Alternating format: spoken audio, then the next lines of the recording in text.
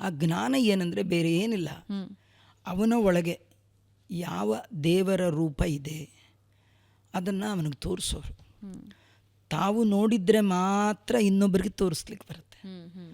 ತಮಗೆ ದೇವರ ಪರಿಚಯ ಇಲ್ದಿದ್ರೆ ಇನ್ನೊಬ್ಬನಿಗೆ ಪರಿಚಯ ಮಾಡಿಸ್ಲಿಕ್ಕೆ ಬರಲ್ಲ.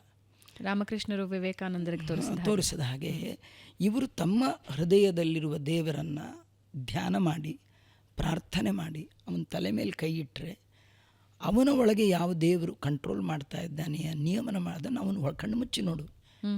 ಒಮ್ಮೆ ಕಣ್ಣು ಮುಚ್ಚಿ ದೇವರನ್ನು ಕಂಡ ಅಂತಾದರೆ ಅವನು ಕಣ್ಣು ಬಿಚ್ಚಿ ನೋಡ್ಲಿಕ್ಕೆ ಯಾವ ಐಟಮ್ ಇಲ್ಲ, ಎಲ್ಲ ಐಟಮ್ ದೇವರೊಳಗೆ ಇರ್ತಿತ್ತು. ಹೀಗಾಗಿ ಅವನು ಯಾವಾಗಲೂ ಆಧ್ಯಾತ್ಮ, ಅವನಿಗೆ ದೇವರು ಬಿಟ್ಟರೆ ಇನ್ನೊಂದು ಬೇಡ. ಅಷ್ಟೇ ಅಲ್ಲ, ಏನು ನೋಡಿದ್ರು ಇಲ್ಲಿ ನೋಡಿದ ದೇವ್ರನ್ನೇ ಅಲ್ಲೂ ನೋಡ್ತಿದ್ದ, ಅಲ್ಲೂ ನೋಡ್ತಿದ್ದ, ಅಲ್ಲೂ ನೋಡ್ತಿದ್ದ. ಇವತ್ತಿನ ಅದರಿಂದ ಅವನಿಗೆ ಬರ್ತಾ ಇದ್ದಿದ್ದು ದೇವರ ಮೇಲೆ ಪ್ರೀತಿ, ನಿರಂತರ ಪ್ರೇಮ ಪ್ರವಾಹ. ಅದನ್ನೇ ಭಕ್ತಿ ಅಂತ ಕರೀತಾರೆ. ಜ್ಞಾನ ಭಕ್ತಿ.